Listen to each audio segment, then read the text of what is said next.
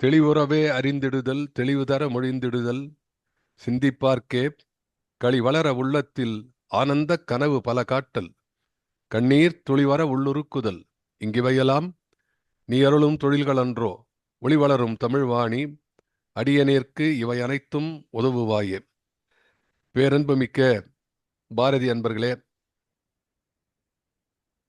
குவிகம் இலக்கிய அமைப்பு நடத்தி வருகின்ற மகாகவியின் மந்திர சொற்கள் என்ற தொடர் நிகழ்விலே இந்த மாலையிலே 243வது நிகழ்வாக இன்றைய மாலையிலே நாம் சந்திக்க இருக்கிறோம். அது 243ங்கிறது முதல்ல 40ன்னு 400 ஆரம்பிச்சுடுது, அப்படி வரும்னு நினைக்கிறேன். ஆகவே 243வது நிகழ்வாக இந்த மாலையிலே ஜூம் அரங்கிலே உங்களை எல்லாம் சந்திப்பதிலே பெருமகிழ்ச்சி அடைகின்றேன். இந்த நிகழ்வை யூடியூப் போன்ற இணையதளங்களிலே பார்க்கின்ற நண்பர்கள், பின்னால் பதிவிலே பார்க்க இருக்கின்ற நண்பர்கள் ஆகிய அத்துணை பேர்களுக்கும் என்னுடைய நன்றி கலந்த வணக்கங்களை உரித்தாக்கி இந்த நிகழ்ச்சிக்கு செல்வோம். நாம் கலைமகளுடைய பாடல், பாரதி கலைமகளை பற்றி நிறைய எழுதியிருக்கிறார். பல பாடல்கள் எழுதியிருக்கிறார். கலைமகளுக்காகவே பாடல்கள் எழுதியிருக்கிறார். காவியங்களிலே அவருடைய குறுங்காவியத்திலே கலைமகளை ஒவ்வொரு பாகத்துக்கும் கலைமகள் துதியாக எழுதியிருக்கிறார். அதன் பிறகு 6 துணை என்றெல்லாம் எழுதக்கூடிய பாடல்ல சரஸ்வதியை பற்றி, அந்த ஒரு 2 கன்னிகளாக சரஸ்வதியை பற்றி வரும். இதே போல பல இடங்களிலே சரஸ்வதி அவருடைய எழுத்திலே பல இடங்களில் இருக்கிறது. ஆனாலும் இந்த பாடலை பொறுத்த வரைக்கும் நாம் பார்க்கக்கூடிய கலைமகள் வேண்டுதல், கலைமகளை வேண்டுகின்ற இந்த பாடல் இருக்கிறதே கொஞ்சம் வித்தியாசமான பாடல் என்று நான் உங்களுக்கு ஏற்கனவே சொல்லியிருக்கிறேன். என்ன அப்படின்னா, இந்த பாடலிலே பாரதியினுடைய வாழ்க்கையினுடைய சில பகுதிகளுக்கு ஒரு ஒளிவீச்சு கிடைக்கிறது. பாரதி சில இடங்களிலே சில வார்த்தைகளை பெய்திருக்கிறான் தனது கவிதையிலே. அதை பார்க்கும்போது நமக்கு என்ன என்று தெரிகிறது. எந்த சூழலிலே பாரதி எழுதியிருக்கிறான் என்று தெரிகிறது. இதெல்லாம் ரொம்ப கடினமான விஷயம். பாரதி ஒரு அண்மையிலே தான் பாரதி 1921 மறைகிறான் என்று சொன்னால், அந்த நேரத்தில் இருக்கக்கூட நம்ம இருக்கக்கூடிய செய்திகளை கூட நம்மால கலெக்ட் பண்ணி வைக்க முடியல.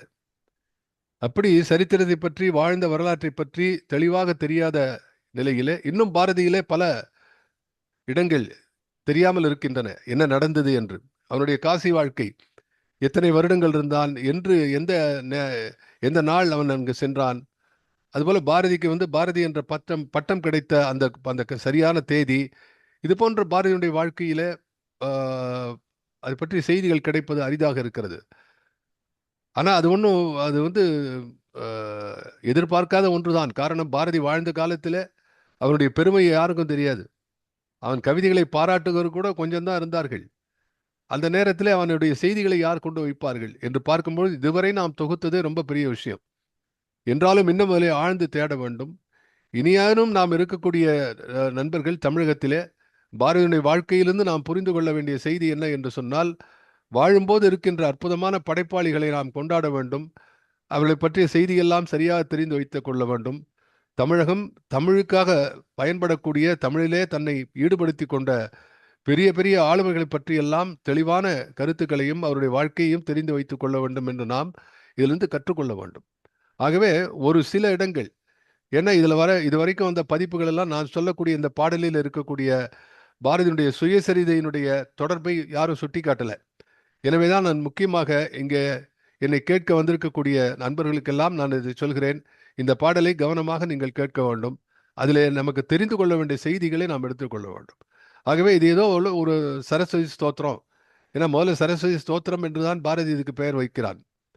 அதன் பிறகுதான் 1924க்கு மேல பாரதி பதிப்பகத்தார், பாரதி பிரசுராலயத்தார், அவருடைய தம்பி விஸ்வநாத் அவர்கள் ஆரம்பித்து வைத்தது. அதுல செல்லம்மா அவர்களும் இருந்தார்கள். எல்லாரும் சேர்ந்து அதுக்கு பெயர் மாற்றினார்கள், கலைமகளை வேண்டுதல் என்று.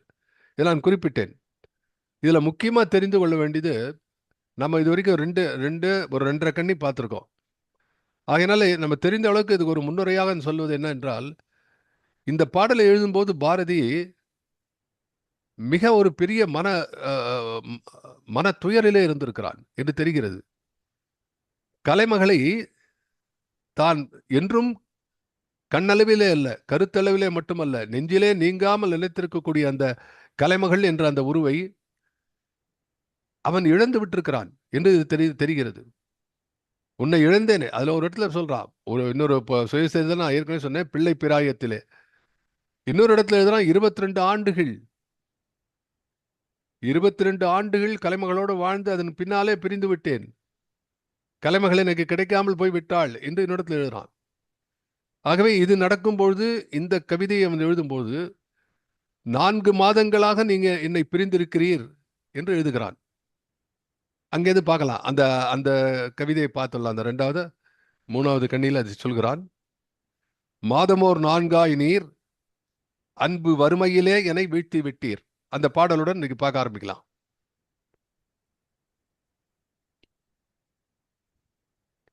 அது போன முறை பார்த்த பாடல், அது சில இடங்களை மறுபடியும் நாம் பார்க்க வேண்டும். எனவே மாதமோர் 4ஆய் நீர் அன்பு வறுமையிலே என்னை வீழ்த்தி விட்டீர், அங்கிருந்து பார்க்கலாம். அது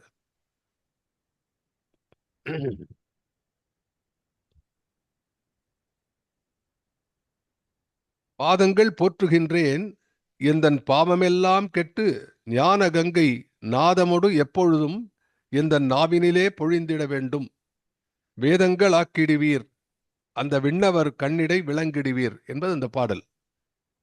சார் சுந்தரராஜ் சார், இது இருக்கா, வந்துடுறதா? இருங்கப்பா, கிருபா வருதா? கிருபா தான் போட்டுட்டு இருக்காரு, இருங்க பாக்குறேன். அப்படி இல்லைன்னு நான் ட்ரை பண்றேன்.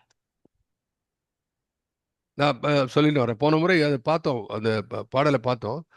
முதல் வரி என்னன்னா, மாதமோர் 4ஆய் நீர் அன்பு வரும், கரெக்ட். மாதமோர் 4ஆய் நீர், மாதமோர் 4ஆய், 4 மாதங்களாக நீர், நீர் என்று அது முன்னிலை சொல், அது உரிமையோடு பேசுகிறான், அது பன்மை, மரியாதைக்காக கொடுக்கக்கூடிய பன்மை. போன முறை நான் சொன்ன நீர் என்று தெய்வத்தை சொல்லக்கூடிய அந்த நெருக்கம் பாரதிக்கு இருக்கிறது. மாதமோர் 4ஆய் நீர், சரஸ்வதி என்னையே 4 மாதங்களாக நீங்கள் அன்பு வறுமையிலே என்னை வீழ்த்தி விட்டீர். நீ அன்பு வறுமை என்று சொல்கிறான். இந்த அன்பு வறுமை என்பதே ஒரு புதிய சொல்லாட்சி. பாரதியினுடைய பல சொற்களுடைய சேர்க்கை, புரட்சி என்று பாரதி தான் ஆரம்பித்தான் முதல்ல.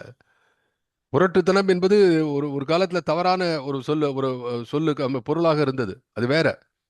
ஆனா புரட்சி என்ற சொல்லை பாரதி கொடுக்கிறான். அதுபோல மின்னல் சுவை, மின்னல் என்று தெரியும், சுவை என்பது தெரியும், ஆனா ரெண்டுத்தையும் சேர்த்தா மின்னல் சுவை. அதுபோல அன்பு வறுமை என்று சொல்கிறான். அதுவும் என்ன அன்பு வறுமை? சாதாரணமான அன்பு அல்ல. இறைவன் தனது அடியவனுக்கு கொடுக்கக்கூடிய அந்த அன்பிலே ஒரு வறுமையிலே என்னை வீழ்த்தி விட்டீர், என்னை வறுமையிலே வைத்து விட்டீர் என்று கூட சொல்லல, வறுமையிலே வீழ்த்து விட்டு என்று சொன்னால் அந்த அன்பு கிடைக்காத அந்த வறுமையினாலே நான் வாழ்க்கையிலே எனது நிலையிலே நான் வீழ்ந்து விட்டேன் என்பதை இது சுட்டி காட்டுகிறது. அதை நாம் புரிந்து கொள்ள வேண்டும்.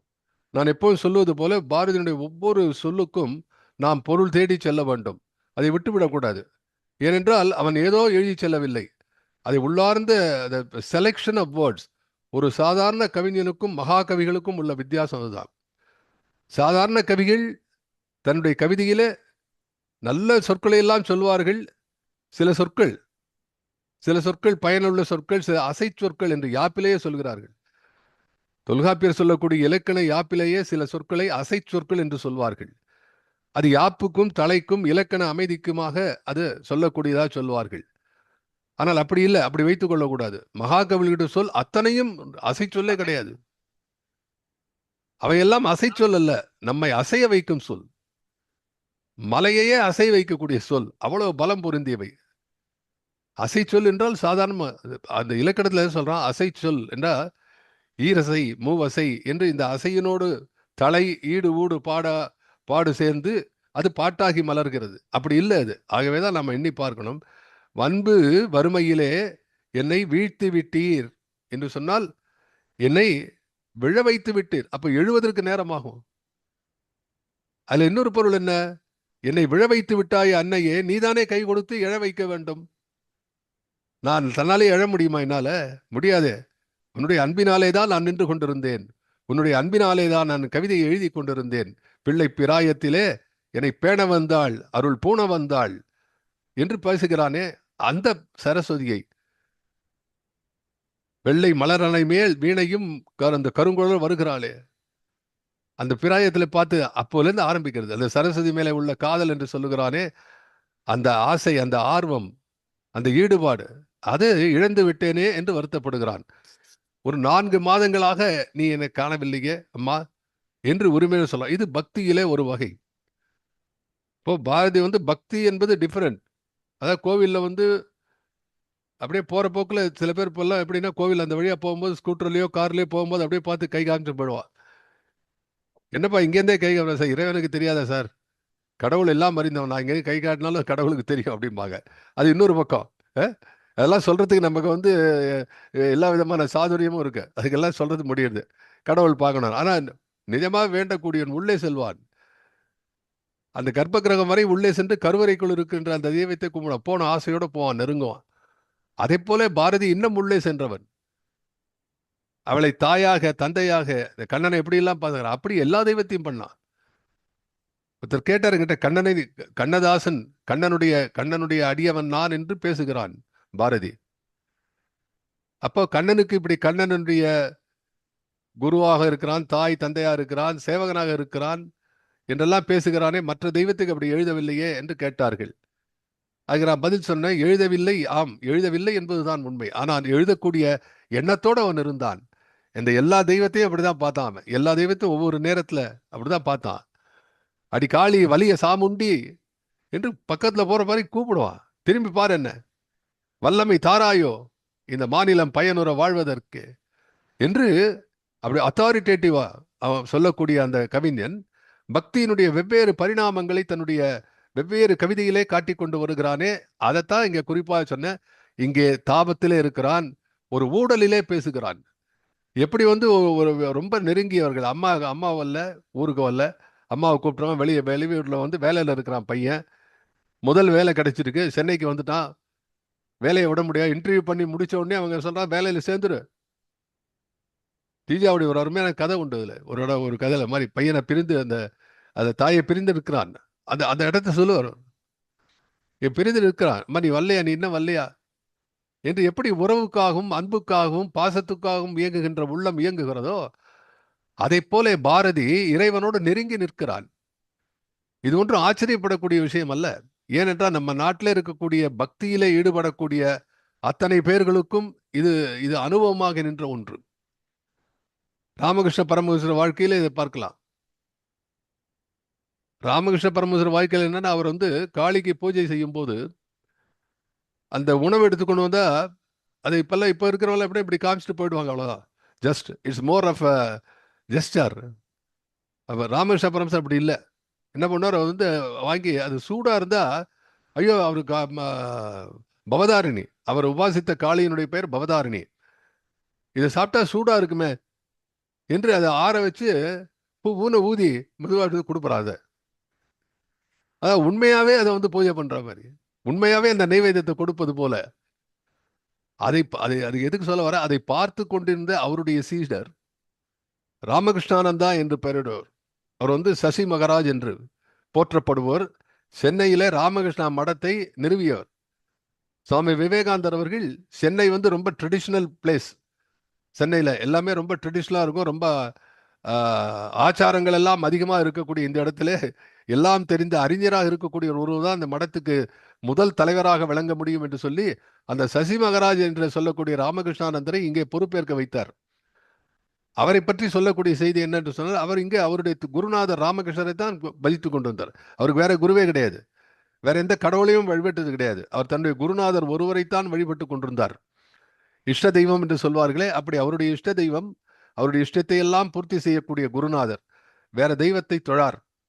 அவருக்கு ரொட்டி, ஏன்னா அவங்க ஊர் பழக்கம், கல்கட்டா அந்த பெங்காலி பழக்கம், அந்த ரொட்டியை வச்சு அதுதான் அவர் நைவேத்தியம் பண்ணுவாரா. அப்போ பண்ணும்போது ஒரு சிஷ்யர்கள் பார்த்து கொண்டு இருப்பார்கள். அந்த சூடான ரொட்டியை கொண்டு விசிறியாலே வீசுவாராம். விசிறியாலே வீசி அதை சூடா இல்லை என்று தெரிந்து அப்புறம் கொடுப்பார். இந்த அனுபவம் தான், இந்த அனுபவம் ஆண்டாளுக்கு இருந்தது, மீராவுக்கு இருந்தது, இன்னும் எத்தனையோ பேருக்கு இருந்தது என்று சொன்னால் அபிராமி பட்டருக்கு இருந்தது. காளிதாசருக்கு இருந்தது என்று சொன்னால் அது இன்றும் நிகழ்ந்து கொண்டிருக்கலாம், நமக்கு தெரியாது.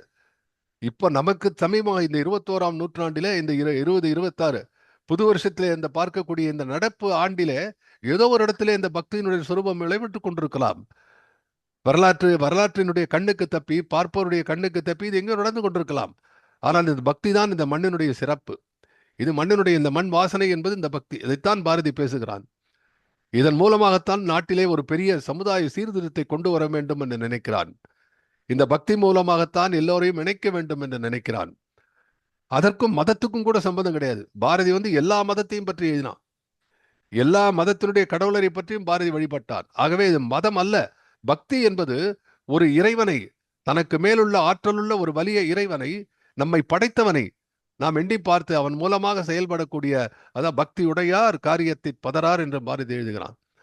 அப்படி பக்தியினுடைய பலவிதமான பரிணாமங்களை எழுதக்கூடியவன் இதுல தன்னுடைய முதல்ல இருக்கக்கூடிய அந்த சரஸ்வதியை வேண்டுகிறானே, அந்த இடத்தை பார்க்கிறோம் நாம். வறுமையிலே வீட்டி விட்டீர் பாதங்கள் போற்றுகின்றேன், எந்தன் பாவமெல்லாம் கெட்டு ஞான கங்கை நாதமொடு எப்பொழுதும் எந்தன் நாவினிலே பொழிந்திட வேண்டும். இங்க ஒரு குறிப்பு. என்ன கேட்கிறான் பாரதி, இஸ் வெரி செலக்டிவ்.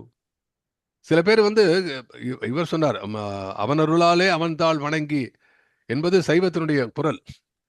அவன் அருளாலே அவன் தாள் வணங்க வேண்டும். அவனுக்கு தான் நமக்கு பேச கற்றுக் கொடுத்தே அவன் தான். நம்ம என்ன சொல்றது? அதாவது நமக்கு ஒன்றும் தெரியாது, எனக்கு நீதான் சொல்ல வேண்டும் என்று சொன்ன அபிராம பட்டர் அப்படிதான் சொல்ல, நாயேனையும் ஒரு பொருளாக நயந்து நீயே நினைவின்றி ஆண்டு கொண்டா என்றுதான் பேசுகிறான். ஆனா பாரதியுடைய பக்தி இன்னொரு விஷயம். பாரதி என்ன சொல்கிறான்? ரொம்ப திருத்தமாக எனக்கு இதுதான் வேண்டும் என்று சொல்கிறான். So there is a difference. இப்போ ஒவ்வொரு காலத்துக்கான பக்தியினுடைய வெளிப்பாடு எப்படி இருக்குன்னு பார்த்தா, நீங்க எல்லாரும் இங்க இருக்கக்கூடிய நண்பர்கள், வந்திருக்கக்கூடிய அத்தனை நண்பர்களையும் நான் பார்க்கிறேன். எல்லாரும் சைவம், தேவாரம், திருவாசகம், திருப்புகழ், திவ்ய பிரபந்தம் எல்லாம் படித்தவர்கள் தான் நீங்க அத்தனை பேரும். அதுல பார்க்கும்போது தேவாரத்தை ஞானசம்பந்த பெருமானுடைய அந்த பதிகங்களை பார்க்கும்போது, அது மாதிரி அப்பர் சுந்தரர் எல்லாத்தையும் பார்க்கும்போது ஒரு சில இடங்களிலே அவருடைய வாழ்க்கையோடு இணைகின்ற விஷயம் இருக்குது. இப்போ சுந்தரர் இருந்தானா கண்ணு போயிடுறது, கண்ணை கொடு என்று கேட்கிறார். இப்படி விதமான சில கேள்விகள், பதில்கள். மற்றபடி பொதுவாக இறைவனை போற்றி பாடுகின்ற அந்த பக்தி நிலை தான் அதிகமாக இருக்கிறது. என்ன வேணும்னு கேட்டா உனக்கு தெரியாது, நீ கொடுத்துரு என்று சொல்வார்கள். பாரதி அதிலிருந்து விடுபட்டார். இப்படி ஒரு வீட்டில் அந்த காலத்துல நிறைய பசங்க இருப்பாங்க வீட்டுல. இப்பதான் ஒரு பையன் இல்லைன்னா பையன், 2 குடும்பத்துக்கு ஒரு பையன் அப்படி போயிட்டு இருக்கு. அதனால இந்த அப்ப நான் முதல் குழந்தை மூத்தது மோழை என்று சொல்வார்கள். அப்போ என்ன ஆகும், அந்த முதல் குழந்தை ஒண்ணுமே கேட்காது. முதல் குழந்தை அப்பா சொல்றது அப்படியே கேட்டுருக்கும். கடைசி குழந்தை என்ன பண்ணும், கிட்டத்தட்ட எல்லாரும் வீட்டுல அந்த மாதிரி கடைசி குழந்தை வீரமா பேசும், அப்பாட்ட எழுத்து பேசும். ஏன் அப்படின்னா அந்த குழந்தைய அடிச்சு வளர்க்கறதுக்கு அவளுக்கு நேரம் இருக்காது. ஏன்னா அதுக்குள்ள ஒரு 4-5 குழந்தைகள் இருக்கும். இது மாதிரி அந்த காலத்தை சொல்லுவாங்க. ஆகவே இங்க பாரதி 2000 ஆண்டுகளை தாண்டி பின்னாலே வரக்கூடிய பாரதி என்ன சொல்றான், அது இவர் சொல்றார், துரை தனபாலன் எழுதுகிறார், மூத்தது மோழை இளையது காளை என்று சொல்கிறார். ஆமா, அது மாதிரி ஒரு சொலவுடை உண்டு. ஆகவே பாரதி அப்படிப்பட்ட ஒரு காளை. பாரதி 20ஆம் நூற்றாண்டினுடைய எழுச்சி மிக்க கவிஞன். எனவே என்ன சொல்கிறான், தனக்கு வேண்டியெல்லாம் கேட்கிறான், லிஸ்ட் போட்டு கேட்கிறான். என்ன இதுக்கு எத்தனையோ கவிதையில கேட்டிருக்கான், இது மட்டுமா? அவன் பெரிய லிஸ்டே, ஒவ்வொரு கவிதையில நிறைய லிஸ்ட் வச்சிருந்தான் இல்லையா? என்ன 1 2 3 இது ஃபர்ஸ்ட் செகண்ட் தேர்ட்னு அந்த ஆர்டர் வரிசையில கூட அவன் கேட்டிருக்கான். எனவே ஆனா இந்த இடத்துல அவன் கேட்கக்கூடிய விஷயம், முதல்ல கேட்கக்கூடிய விஷயம் என்ன என்றால், என்னை விட்டு பிரிந்திருக்கூடினி எனக்கு கவிதையே வர வேண்டும். அதுல ஒரு சிறு நுட்பமான விஷயம் என்ன சொல்றான், எந்தன் பாவமெல்லாம் கெட்டு ஞான கங்கை நாதமோடு எப்பொழுதும் எந்தன் நாவினிலே பொழிந்திட வேண்டும். என்ன சார் அர்த்தம் அதுக்கு?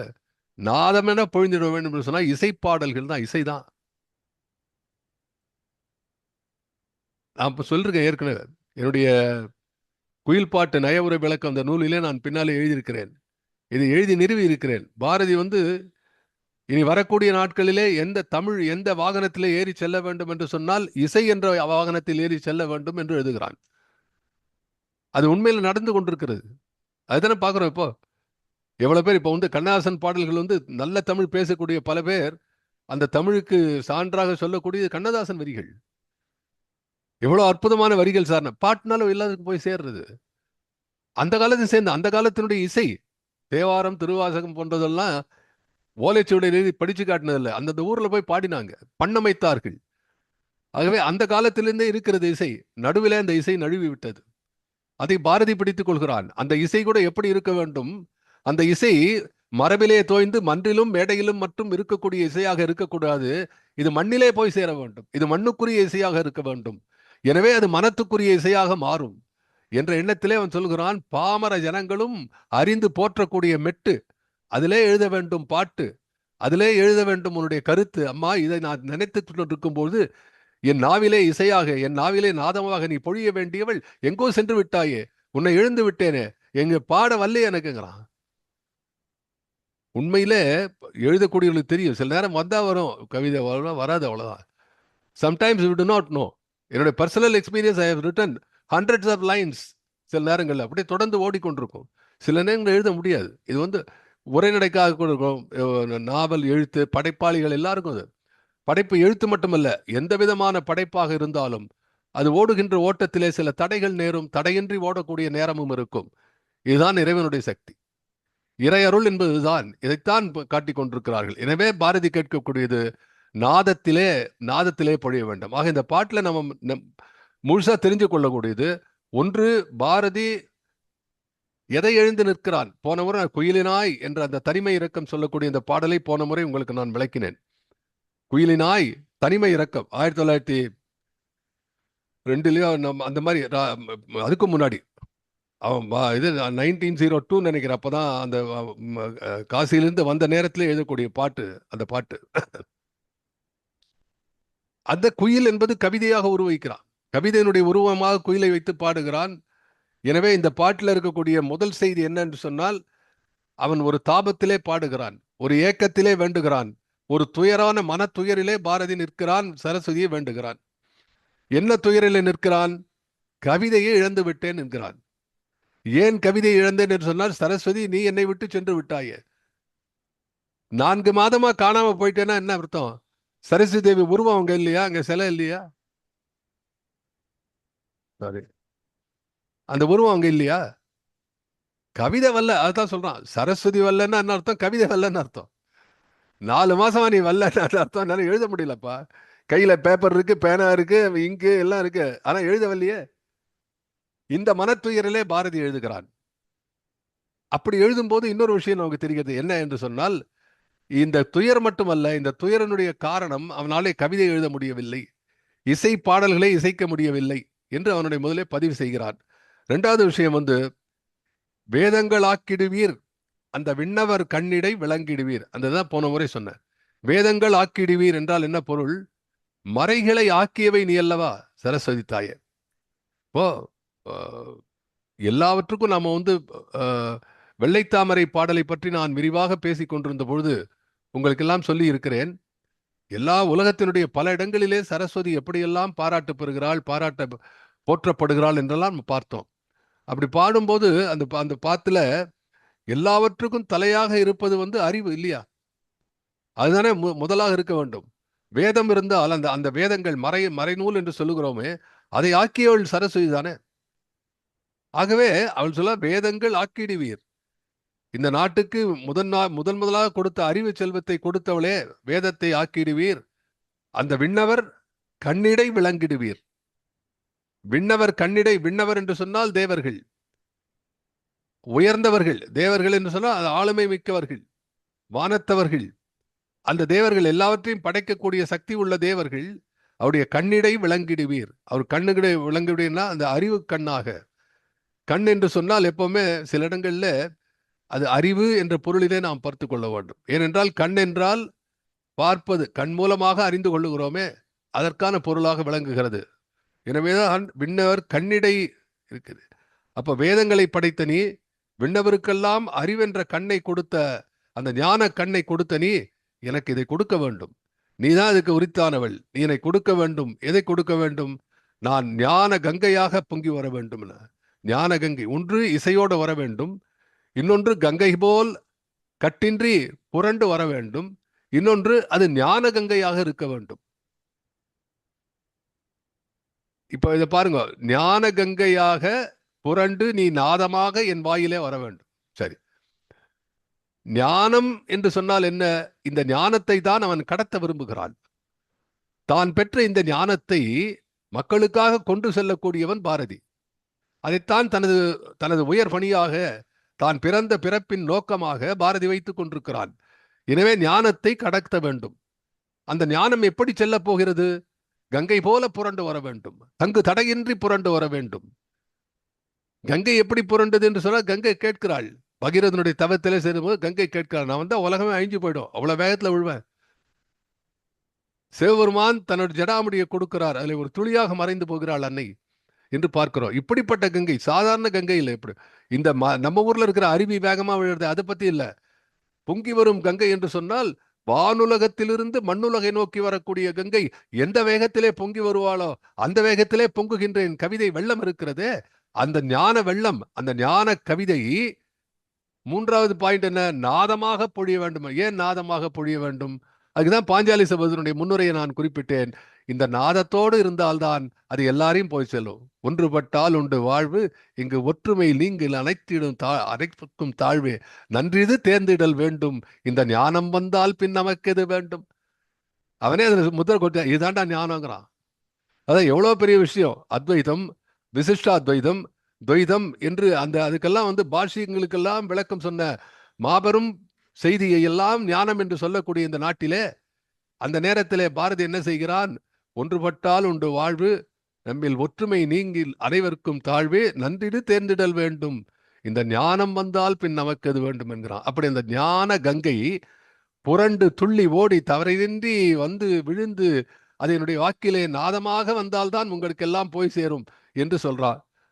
அப்ப ரெண்டு விஷயம் நாம புரிஞ்சுக்கணும். மகாகவி பாரதியினுடைய பெருமை இருக்கிறது, சொல்லிலே சொல்ல முடியாது.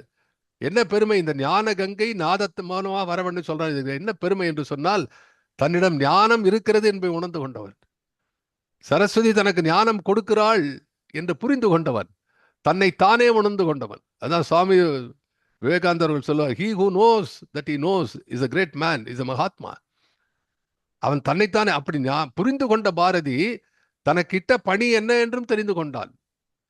இதை வைத்துக் கொண்டிருக்கிறத கொடுக்க வேண்டும் என்று நினைத்து கொண்டான். ஆகவே இப்படிப்பட்ட ஒரு மிகப்பெரிய சாதாரண பாட்டில் எழுத்து போயிருக்கான் சார். நம்ம பண்ண வேண்டாமா? இதை பிரிச்சு பார்க்க வேண்டாமா? இதை ஓடுற ஓட்டத்துல ஏதோ ஒரு 2 வரியை 2 லைனை இதுக்கு அது அர்த்தம் அதுக்கு அர்த்தம் சொல்லிட்டு போலாமா? முடியவே முடியாது. மாதமோர் 4 நீர் அன்பு வறுமையிலே என்னை வீழ்த்தி விட்டீர். மறுபடியும் இப்போ உங்களுக்கு படிக்கும்போது எனக்கு இன்னொன்று தோன்றது, என்னை வறுமையிலே வீழ்த்தி விட்டீர்ங்கிறான. அப்ப இவன் சொந்த வறுமையை பத்தி பேசுறான். அன்பு வறுமை என்று சொன்னேன். அன்பு வறுமை, நீ எனக்கு காட்டக்கூடிய அன்பிலே வறுமை வைத்து விட்டாய். சரி, நான் வறுமையில இருந்தா நான் எனக்கு வேண்டிய கேட்கிறேன். நான் வறுமையில இருந்தால் என்னுடைய ஞானம் வறியவனாகி போய்விடும். இந்த ஞானம் வறுமைப்பட்டால் ஞான கங்கை வற்றிவிடும். ஞான கங்கை வற்றிவிட்டால் நாதம் சேதமாகிவிடும். அது சேதமானால் இந்த நாட்டுக்கும் சேதமாகிவிடும். எனவே இந்த நாடு சேதமாகாமல் இது நாதத்தோடு இருக்க வேண்டும் என்று சொன்னால், அன்னையே நீ எனக்கு அன்பு வறுமையே வைக்க கூடாது என்று சொல்லுகிறானே. இப்படி தொடர்ந்து பார்க்க பார்க்க தொட்டனைத்தூரும் அனற்கேணி மாந்தற்கு கற்றனைத்தூரும் அறிவு என்றானே வள்ளுவ பேராசான். அவன் சொன்னதுதானே நிஜம். அவன் சொன்ன அத்தனை பாடல் வள்ளுவனுடைய குரல் அனைத்தையும் நீங்கள் பாரதி அந்த இதுல உரசி பார்க்கலாம். பாரதியை வள்ளுவனிலே உரசலாம், வள்ளுவனை பாரதியிலே உரசலாம். ஆகவே இதுதான் நம்ம செய்தி. அப்ப திரும்ப திரும்ப பார்க்கும்போது எல்லாம் தெரிகிறது. இனி அடுத்தது பார்க்கலாம். அடுத்த இதை ஸ்கிரீன்ல பார்க்கலாம். அடுத்த கண்மணி போன்றவரே இங்கு காலையும் மாலையும் ஒன்னும் இல்லையா, சாரி.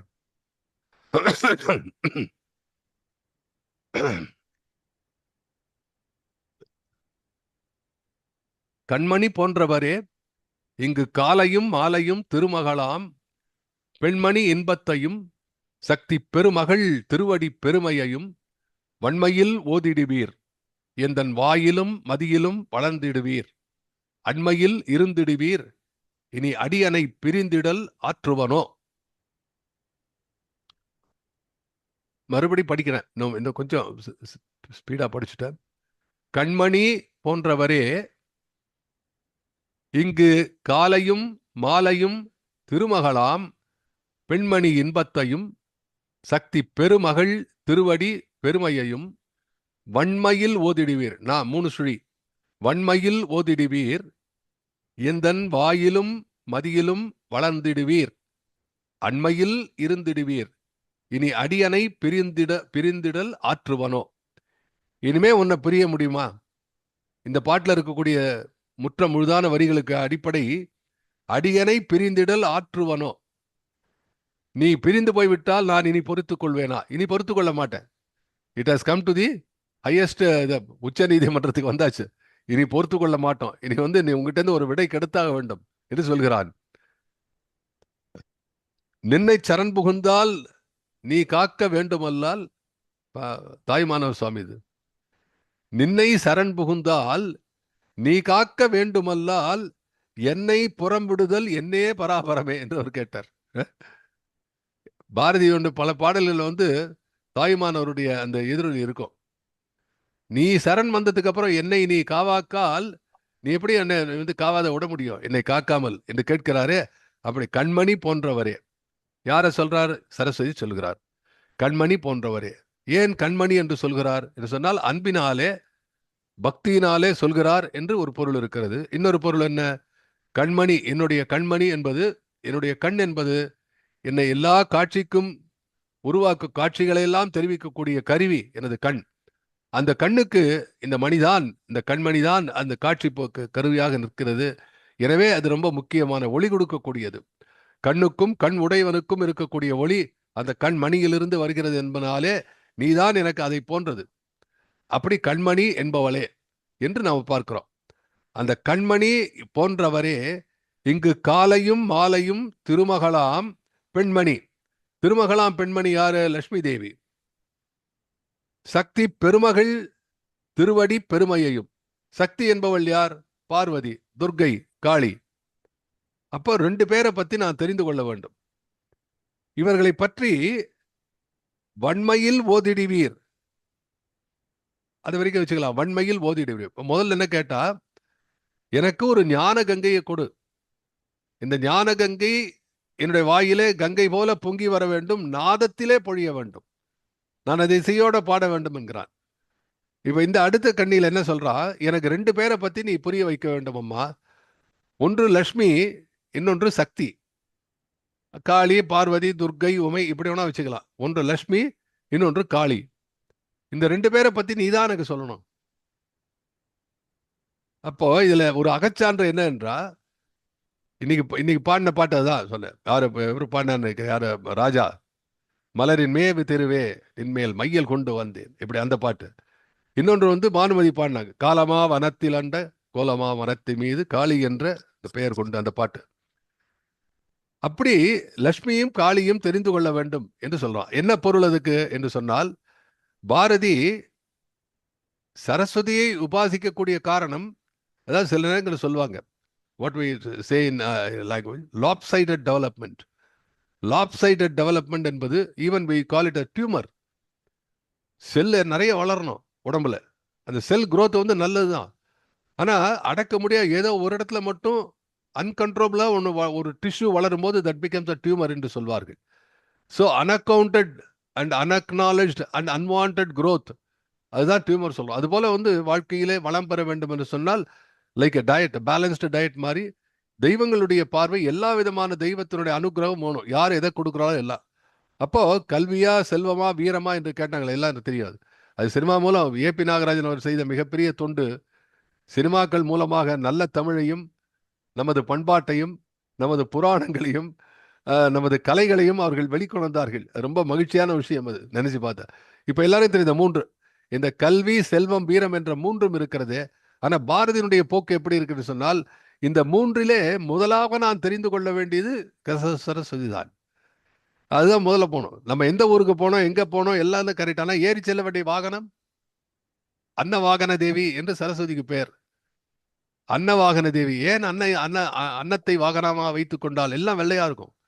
சரஸ்வதி வெள்ளை ஆடையிலே வருவாள், வெள்ளை கலை உடுத்து அந்த வெள்ளை அன்னத்தின் மேலே வாகனத்திலே வருகிறாள். என்ன அர்த்தம் அப்படின்னா, எல்லாம் வெள்ளையா இருக்கும். இந்த அம்மா வந்தால் தான் அதில் எழுத முடியும். இல்லைன்னா வெறும் பேப்பர் தான், அது எல்லாம் வெள்ளை பேப்பர் தான். அதில் தான் எழுதணும்னா இந்த அம்மா வரணும், சரஸ்வதி வரணும் இல்லையா?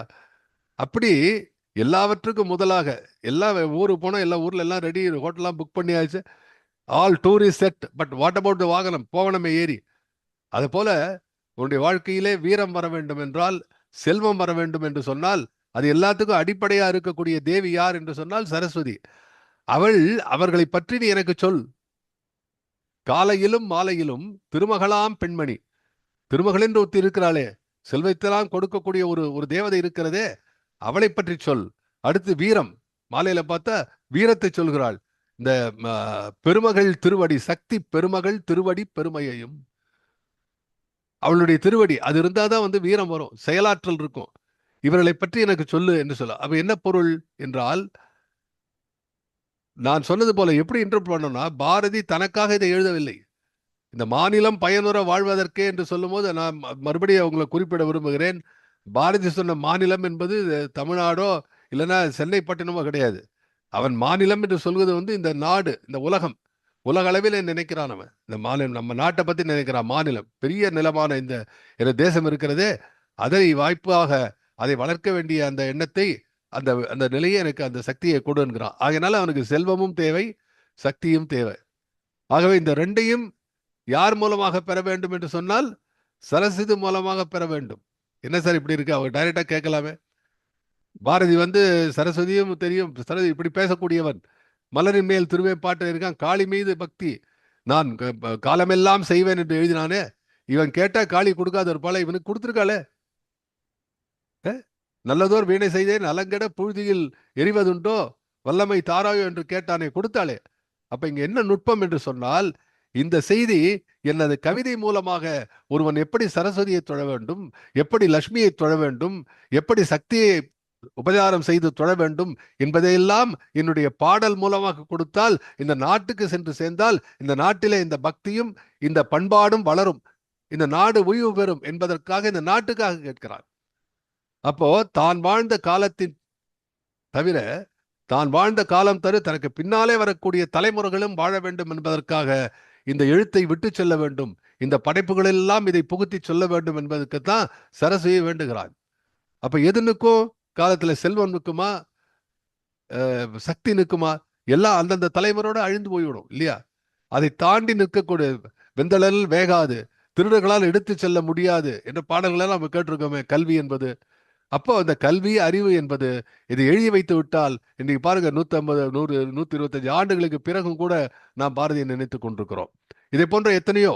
ஆக எனவே எழுத்து வடிவிலே, கவிதை வடிவிலே, எல்லாரும் பாடக்கூடிய எளிதான வடிவிலே நீ லட்சுமி தேவியை பற்றியும் சரஸ்வதி சக்தி தேவியை பற்றியும் நீ எனக்கு சொல்லிக் கொடு, எல்லாத்தையும் எனக்கு சொல்லு, எல்லாத்தையும் சொல்லு கேட்கிறான்.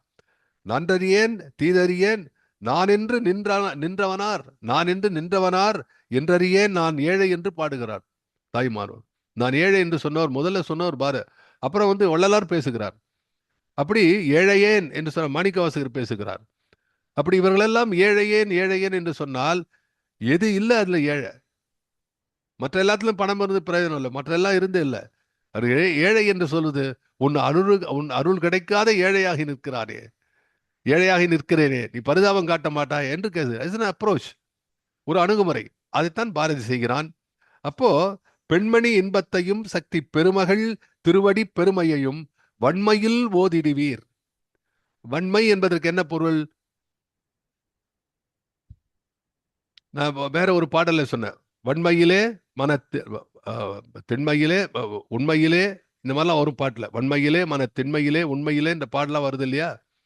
அதுல வன்மையிலே உயர் புலவர் வாழ்ந்த நாடு என்று பாரதி பாடுகிறார். பாருக்குள்ளே நல்ல நாடு என்ற பாடலே வரும்.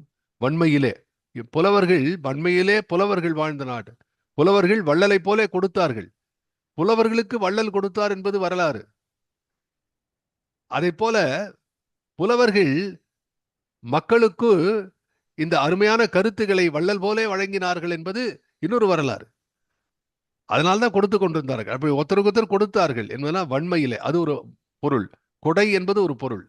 வன்மை என்று சொன்னால் வள்ளன்மை என்று பொருள். ஆனா இந்த இடத்துல என்ன பொருள் அப்படின்னு சொன்னா, நா வன்மை, சொல் வன்மை என்று பொருள் அதற்கு உண்டு. தமிழ்ல ஒரே சொல்லுக்கு பல பொருள். இங்க என்ன வைத்துக் கொள்ள வேண்டும்? வன்மையில் ஓதிடுவீர். இந்த ரெண்டு பொருளும் இங்க வைத்துக் கொள்ள வேண்டாம். ரெண்டும் வைத்துக் கொள்ள வேண்டும். எப்படின்னா, வள்ளலே போல நீ கொடுக்க வேண்டும். எப்படி ஒரு வள்ளல் கொடுப்பானோ அதை போல எதையும் வைத்துக் கொள்ளாமல் கொடுக்க வேண்டும். இன்னொன்று, உன் சொல் வன்மையினாலே கொடுக்க வேண்டும். எனக்கே தெரியாத போயிட போகுது. ஏன்னா நான் எனக்கு வேண்டி கேட்கல, மற்றவங்களை எடுத்து சொல்லணும். அப்ப நீ ஒரிஜினல் கதையை ஒழுங்கா சொன்னாதானே நான் கொஞ்சம் டைல்யூட் பண்ணா கூட அது நல்லா போகும். எனவே தான் சொல்கிறான், வன்மையிலே அந்த வார்த்தை செலக்ட் பண்ண பாருங்க பாரதி. வன்மையிலே என்பது அதுக்கு வள்ளன்மை என்றும் பொருள் இருக்கிறது, சொல் வன்மை என்றும் பொருள் இருக்கிறது.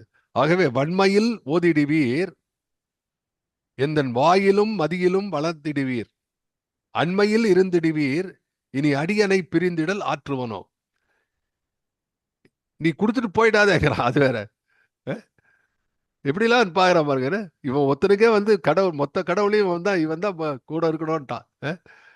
நீ நம்ம விட்டு போ, 4 மாதம் பிரிந்தீர் என்று ஆரம்பித்தவன் இதையெல்லாம் எனக்கு கொடுங்கள் ஓதிடுவீர் என்று சொல்லி காலையிலும் மாலையிலும் ஓதிட்டோம். உனக்கு தான் கதை சொல்லியாச்சப்ப, நான் போறேன் என் வேலையை பார்த்துட்டு என்று சரஸ்வதி போயிட்டா. அண்மையில் இருந்துடுவீர், எங்கேயும் போயிடாத, சொல்லிட்டு பக்கத்துல உட்காந்துரு. சில குழந்தைகள் இருக்கும் அது மாதிரி, அம்மா பார்த்துட்டே இருக்கணும். அதுவும் ஒரு 2-3 வயசு வரைக்கும் அங்க கண்ணுக்கு தெரியலன்னா அழ ஆரம்பிச்சிடும். ஏதாவது வேலை பண்ணா இப்படி பார்த்துட்டே இருக்கும். அதனால அந்த வேலை பண்ணும்போது அந்த அம்மாவை பார்க்குற மாதிரி ஒரு இடத்துல இந்த குழந்தைய உட்காந்து வச்சிருப்பாங்க. அது பார்த்துட்டே இருக்கும், அழாத இருக்கும். அதே போல பாரதி சொல்கிறான், அண்மையில் அமர்ந்திடுவீர், அண்மையில் இருந்திடுவீர், இனி அடியனை பிரிந்திடல் ஆற்றுவனும்.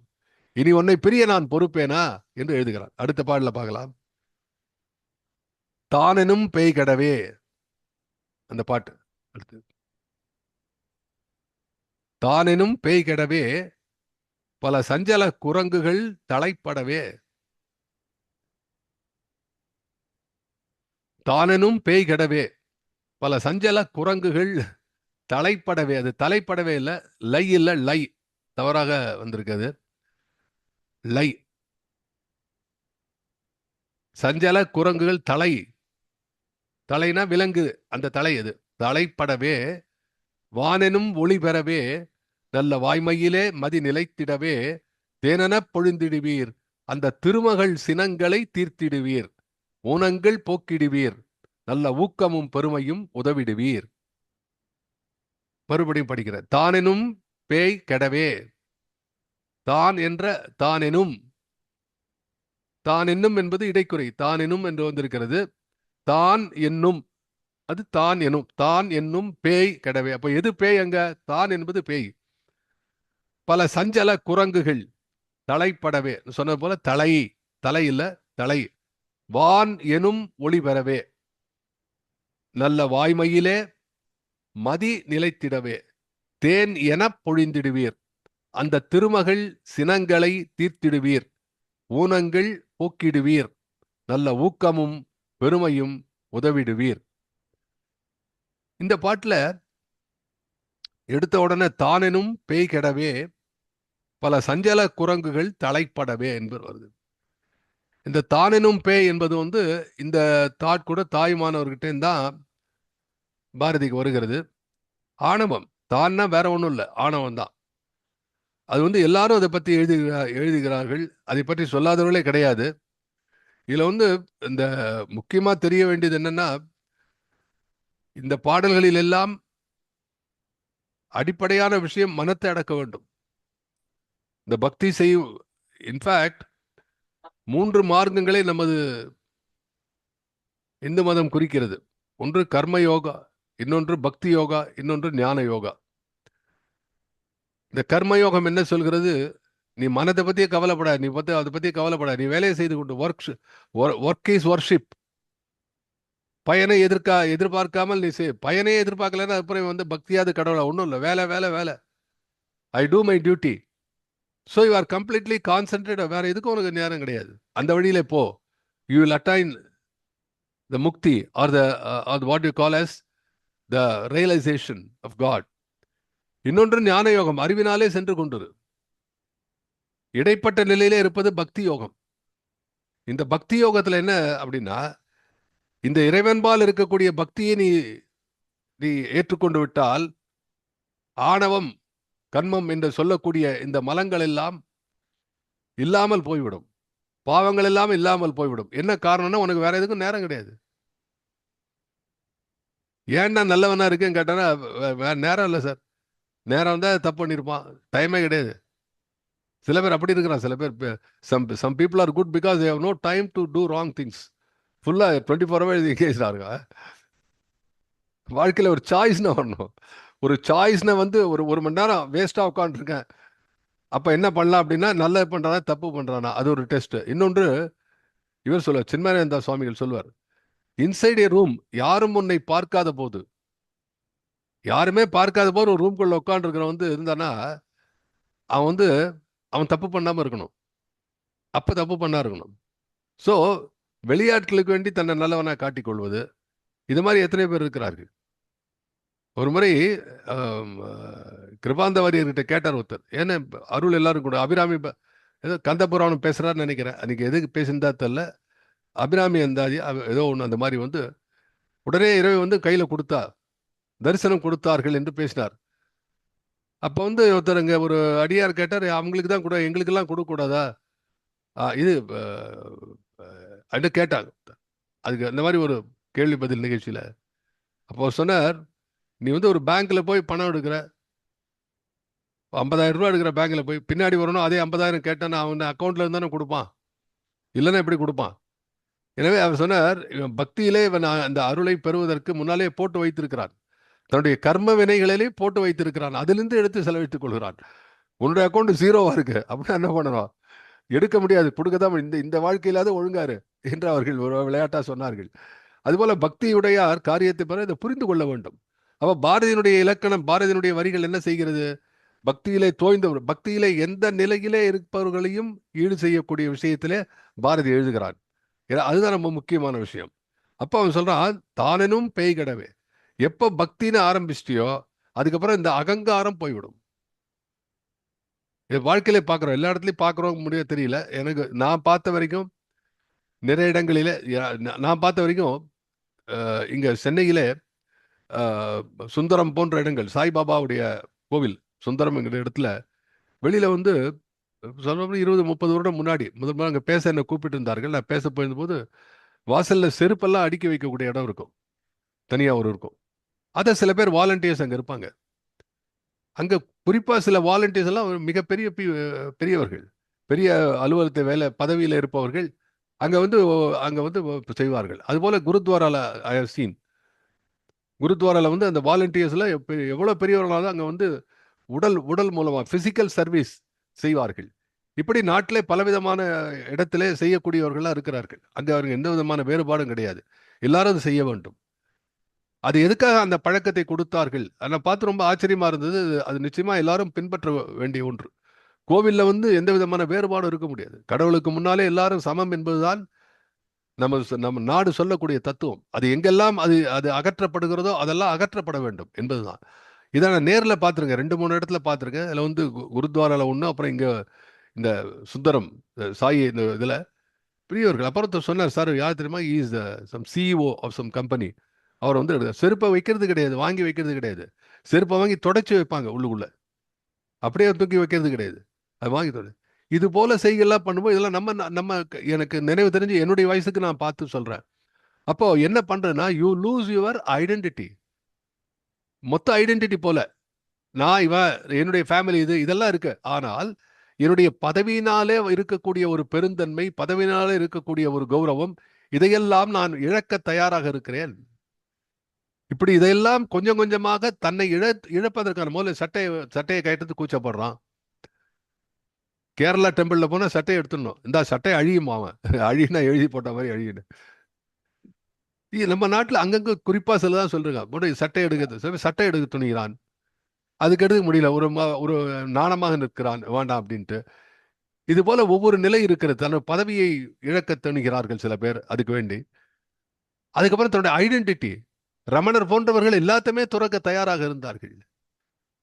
அவர் கையில அந்த புற்றுநோய் வந்த போது, அது ஆபரேட் பண்ணும்போது மயக்கம் எல்லாம் ஒண்ணும் வேணும், இது யாரோ நான் யாரோன்னார் அவர். இது யாரோ இதில் போய் நீ பண்ணிக்கோ, எனக்கு அதுக்கு என்ன சம்பந்தம்னார். அப்படி தன்னைத்தானே இழக்கிறது. அப்ப தான் என்ற இழப்பு இருக்கிறது, அது பக்தியிலே வரக்கூடியது. அவர் சொல்றார், தானெனும் பேய் கடவே. ஏன் பேய் என்று சொன்னால், இந்த பேய் வந்து ஒரு இடத்துல போய் தொங்கும். பேய்க்கு என்ன பிரச்சனைனா உடம்பு கிடையாது, உயிர் இருக்கிறது. உடல் இருக்கிறது, உயிர் இல்லை, அது பேர் பிணம். ஆனால் உயிர் இருக்கிறது, உடம்பு இல்லை, அதுக்கு போய் பேய். எனவே பேய் என்ன செய்யும்? ஒவ்வொரு எங்கேயாவது உடம்பு கிடைத்தால் அதுல போய் ஒட்டி கொள்ளும். புளிய மரத்து போய் தொங்கும்பாங்க. வேதாள கதையெல்லாம் படுது, நம்ம பார்த்துருக்கோம். அதெல்லாம் என்ன பேயை பார்த்துருக்கீங்களான்னு கேட்டான் ஒருத்தன். இல்லை, அதோட தான் குடும்பம் நடத்திட்டு இருக்கேன்னா. இது அந்த காலத்தில் சொல்லக்கூடிய ஜோக்கு. இப்படி நேரில் பேய் இல்லைன்னா கூட அது வந்து நம்ம நாட்டில் வழக்கத்தில் இருக்கு. எப்படி பேய் உடம்பை பற்றி கொள்ளுகிறதோ அதுபோல தான் எனும் பேய், இந்த தான் என்பது ஒரு பேய் மாதிரி, அதுக்கு ஒரு தேவை ஒண்ணு, நம்ம உடம்புல போய் ஒட்டிக்கிறது. லைக் a கோட் ஸ்டாண்ட், அப்படியே ஓடி வந்து ஒட்டின்னு இருக்கு நம்ம உடம்ப வச்சுன்னு. போடா தள்ளனா போகாது, அது போறதுக்கு இடம் இல்லையே. எனவே நம்மை விடாது பற்றி கொண்டிருக்கிறது. அந்த உடலில் இருக்கக்கூடிய ஆன்மாவுக்கு இடைஞ்சலாக இருக்கிறது அது. அந்த ஆன்மாவுக்கு ஒரு பெயரை கொடுத்து அந்த ஆத்மா தன்னுடைய ஜீவாத்மாவுடைய உணர்ச்சியான அந்த தத்துவத்தை, அந்த ஜீவாத்மா பரமாத்மாவுடைய சேர்க்கையை மறக்கக்கூடிய அளவுக்கு இந்த தான் என்ற அகம்பாவம் மானவம் இருக்கிறதே, அது நிற்கிறது. அது எல்லாருக்கும் தெரியும், ரிட்டையர்டான எல்லாருக்கும் தெரியும். ஆணவம் போயிடும், எல்லாம் பெரிய பெரிய வேலையில் இருப்பான். அப்படியே ரிட்டையர்மெண்ட் குரூப்ல போன, சார் நான் ஐ வாஸ் ஜெனரல் மேனேஜர். ஓ அப்படியா? அங்க இன்னொருத்தர் வந்து ஜென்ரலாவே இருந்தவர் சார், ஆர்மியில ஜென்ரலாவே இருந்தா. அதை பாருங்க, அங்க வந்து கீழே உட்காந்துருக்காரு பாருங்க, அவரால் முடியல, யாரோ கையை பிடிச்சி தள்ளி அழிச்சின்னு போயிருக்காங்க. ஸோ வயசாகும் போது தெரியுது நமக்கு நம்ம வாழ்க்கையில இருக்கிறது. நாம் நினைத்து கொண்டு இதெல்லாம் நமக்கு இந்த உடல் சொந்தம்ங்கிறோம். இந்த கண்ணால எங்க பார்த்தாலும் அவ்வளவு தூரம் அங்க பார்க்கும்போது தெரியும்.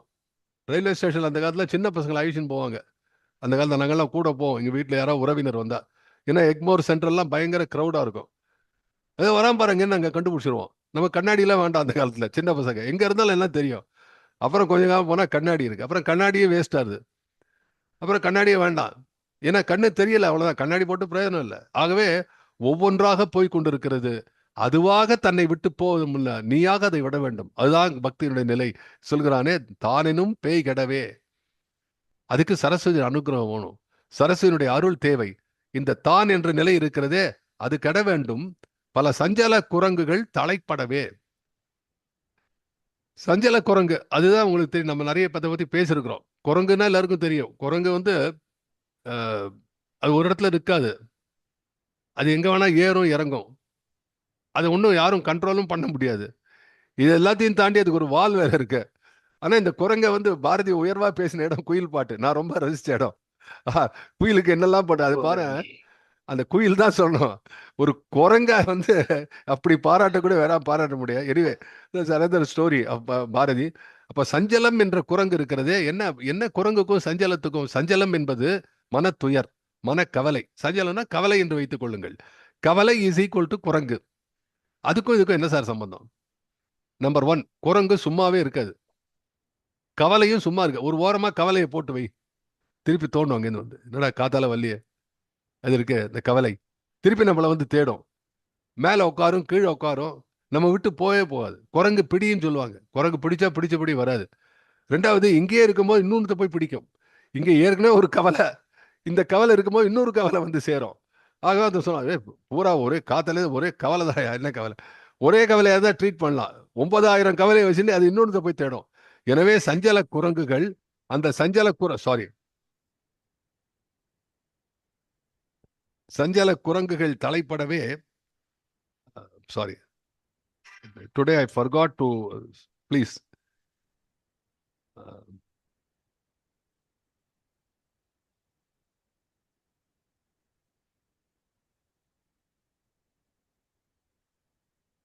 சாரி,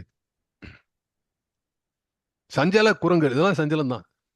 இது ஒரு டெமான்ஸ்ட்ரேஷன் உங்களுக்கு. இந்த சஞ்சல குரங்குங்கிறது எப்படி இருக்குங்கிறதுக்கு தான் இந்த போன், அது வந்து சொல்லிடலாம்.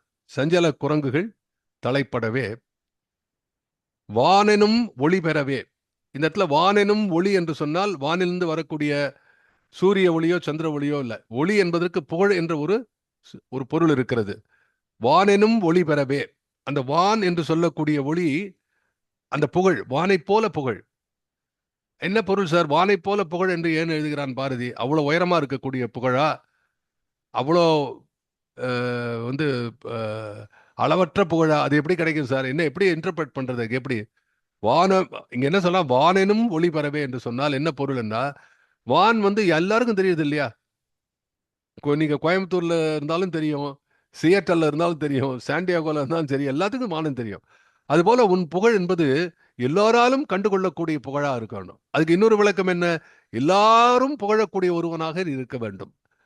அப்படியே தெரியலன்னா கூட பாரதிக்கு பெரிய புகழ் இருக்கிறது. தமிழ் தெரியாதவர்கள் பாரதிக்கு தெரியாது. ஆனால் யாரானும் ஒருவருக்கு நம்ம வந்து வெளிநாட்டு போறோம், அங்க போயிட்டு எங்கள் ஊரிலே பாரதி என்று ஒருவன் இருந்தார், ஒரு மகாகவி, அவர் இதை சொன்னார் என்று நம்ம டிரான்ஸ்லேட் சொல்லும்போது அப்படியா அப்படிங்கிறான். அப்போ அந்த புகழ் இருக்கிறது, அது வானை போன்ற புகழ். அது எங்கே போனாலும் அந்த ஒளி, அதுதான் புகழ். அப்படி வானினும் புகழ் பெறவே. அளவுல இல்ல. அளவுனா இவ்வளவு பெரிய புகழ்னு இல்ல. பட் எல்லாருக்கும் புகழ், எல்லாராலும் புகழக்கூடியது அப்படின்னா என்ன பொருள்? இன்னொரு பொருள், எல்லாருக்கும் பயனுடையதாக இருக்கக்கூடியது. ஒரு தாமஸ் ஆல்வா எடிசன் எல்லாரும் புகழ்கிறார்கள், அவன் தான் கண்டுபிடிச்சான், பல்பை கண்டுபிடிச்சாங்கிறான். நியூட்டன், இது மாதிரி வந்து பெரிய பெரிய விஞ்ஞானிகளை எல்லாம் புகழ்கிறார்கள். எல்லாருக்கும் தெரியும், எல்லாருக்கும் பயனுடைய செய்கைகளை செய்தனாலே புகழிடும். அப்போ அகச்சான்று என்ன என்று சொன்னால், பாரதி என்ன சொல்றான்? அம்மா, நீ வந்து எனக்கு வந்து இத்தனை அறிவையும் ஆக்கத்தையும் ஊக்கத்தையும் செல்வ மகளை பற்றியும் சக்தியை பற்றியும் நீ எல்லாருக்கும் சொல்லிக் கொடு. நான் சொல்றேன் எதுக்குன்னு சொன்னா, இந்த நாடு பயன்பெற வேண்டும். எனவே இப்படி பயன்பட நான் கொடுக்கும் போது வானை போன்ற ஒளி, வானை போன்ற புகழ் எனக்கு வந்து சேர வேண்டும். அப்போ இது நான் எனக்காக இல்லை, பிறர்க்காக செய்யும் போது, those who live for others are the only persons are Mahatma. Vivekananda சுவாமி சொல்றாரு அதுல, தனக்காக உயிர் வாழ்வன் பெரியவன் அல்ல, பிறர்க்காக உயிர் வாழ்பவனே மகாத்மாக்கள். அவன் தான் உண்மையிலே மனுஷன். அப்போ இந்த விஷயத்தை சொல்ல, வானெனும் ஒளி பெறவே நல்ல வாய்மையிலே மதி நிலைத்திடவே. சரி, எல்லாருக்கும் போய் சேரணும்னா நான் ஏதாவது பொய்ய சொல்லிடலாமா? இன்னைக்கு வேகமாக வைரஸை விட வேகமா பரவக்கூடியது எது அப்படின்னா பொய். இப்ப இதை வந்து இதுல வந்து எத்தனையோ இதெல்லாம் வந்துட்டு இருக்கு. செல்ல எடுத்து பார்த்தோன்னா நிறைய விஷயங்கள் வந்து நேரம் போயிட்டு இருக்கு. சில பொய்யா இருக்கு. தொடர்ந்து சில பேர் போயிட்டானே போடுறான். ஒரு எல்லாரும் வந்து சேர்ந்து அழுதார்கள்லாம் போடுறான். கடைசியில் பார்த்தா அந்த ஆள் இருக்கான், அவனே ஃபோன் பண்றான், சார் என்ன சார் இந்த மாதிரி இருக்கு. இது இருக்கு பாருங்க. வாய்மையே, அதாவது நல்ல வாய்மையிலே மதி நிலைத்திடவே. அந்த சஞ்சல குரங்குக்கு ஆப்போசிட் இது. மதி என்று சொன்ன போது நிலைத்திடவே என்று போடுகிறான். காரணம், எங்கெல்லாம் அறிவு இருக்கிறதோ அங்கெல்லாம் டிஸ்பியூட்ஸ் இருக்கும், கான்ஃபிளிக்ட்ஸ் இருக்கும். நான் ஏற்கனவே சொல்லி இருக்கிறேன். சுவாமி விவேகானந்தரிடம் போய் கேட்டாரு, Swamiji, if there is a dispute, will you go by your head, will you listen to your head or heart என்று சொன்னார். when there is a conflict or dispute, will you be guided by your head or by your heart? Swamiji said heart. ஏன்னு கேட்டா, why Mahara, why Swamiji? Because the dispute is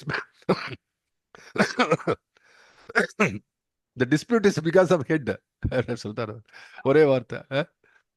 இதுக்கு என்ன கேள்வி கேட்கணும்? ஹார்ட்டோட இருந்தா டிஸ்பியூட்டே வராது. இதயங்களுக்கும் சண்டை நிகழ்ந்ததே கிடையாது. இதயங்கள் ஒன்றை ஒன்று வெறுத்ததே கிடையாது. இதயங்கள் ஒன்றை ஒன்று எதிர்த்ததே கிடையாது. ஆனால் தலை இருக்கிறது, மதி அறிவு இருக்கிறதே, அது இன்னொருவரை எதிர்க்கத்தான் இருக்கிறது. கைதட்டி முடிச்ச உடனே, சார் நீங்க சொன்னது வந்து எனக்கு சரியில்லை போல தோன்றது சார் என்று ஆரம்பிக்கும். அதுவே இல்லைன்னா சாக்ரட்டிஸ் போன்றவர்களே சொல்லி வைத்திருக்கிறார்கள், யார் சொல்வதும் ஏற்றுக்கொள்ளாதே, நானே சொன்னாலும் கூட அதை எதிர்த்து சொல்ல, எதிர்த்து கேள்வி கேள் அப்படின்னே சொல்லி கொடுக்குறோம். அப்படியே ஒரு தாட் ப்ராசஸ் இருக்கு. நம்ம ஊர்ல ஆனா அப்படி கிடையாது. நம்ம ஊர்ல குரு சொன்னார், நீ கேள்வி கேளு, ஆனா நான் சொன்னதை கேட்டுக்கோனார். அது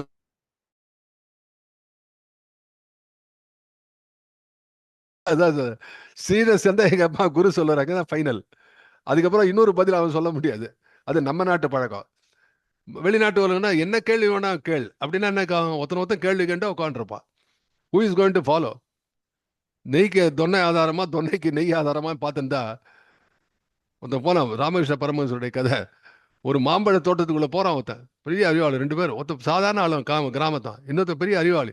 போனோன்னு, எவ்வளவு பெரிய மரம், எவ்வளவு பெரிய பழங்கள், இது இருக்கக்கூடிய இதுல எவ்வளவு இலை இருக்கு, கிளை இருக்கு, எல்லாம் பார்த்துன்னே இருக்கான். இவன் எல்லாம் எண்ணி முடிச்சு எல்லாம் பார்க்கறதுக்குள்ள அந்த கிராமத்தை என்ன பண்ணா, ஒரு அழகா பழத்தை எடுத்து சாப்பிட ஆரம்பிச்சிட்டான். இவன் எல்லாம் முடிச்சு இதுல வந்து இத்தனை இலைகள் இருக்கு, இத்தனை மரங்கள் இருக்கு சொல்லி முடிச்ச உடனே, ஆனா ரொம்ப டேஸ்டா இருக்கு அப்படின்னா இவனுடைய, அவன் பழத்தையே சாப்பிடல. என்ன பிரயோஜனம் சொல்லுங்க? அதனால பாரதி எழுதுகிறார் இந்த இடத்துல, வாய்மையிலே மதி நிலைத்திடவே தேனென பொழிந்திடுவீர். இந்த அறிவுரை எல்லாம் எனக்கு தேன் போல குழைத்து கொடுப்பீர் என்று சொல்கிறார். மலைத்தேன், அந்த காலத்துல ஒரு பாட்டு வரும், கண்ணாஸ் பாட்டு, மலைத்தேன் மலைத்தேன் என்று சொன்னார். அதாவது நேற்றுக்கு நண்பர் வெங்கடகிருஷ்ணன் என்னை பார்க்க வரும்போது ஒரு பாட்டு தேன் கொண்டு கொடுத்தார். அந்த தேனை வாங்கி கொண்டேன். எனக்காக சொன்னார், இந்த நிகழ்ச்சிக்கு முன்னாடி கொடுத்தாரு எனக்கு மலைத்தேன், மலைத்தேன் பார்த்து. அது மாதிரி இனிமை. அப்படி தேன் போல தேன் போல எனக்கு கொடுக்க வேண்டும், இனிமையாக இருக்கணும். தேனுக்கு இன்னொரு குணம் என்ன என்றால்,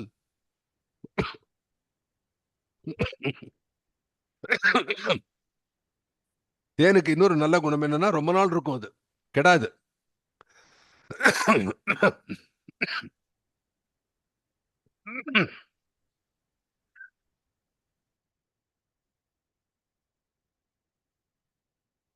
டேய்,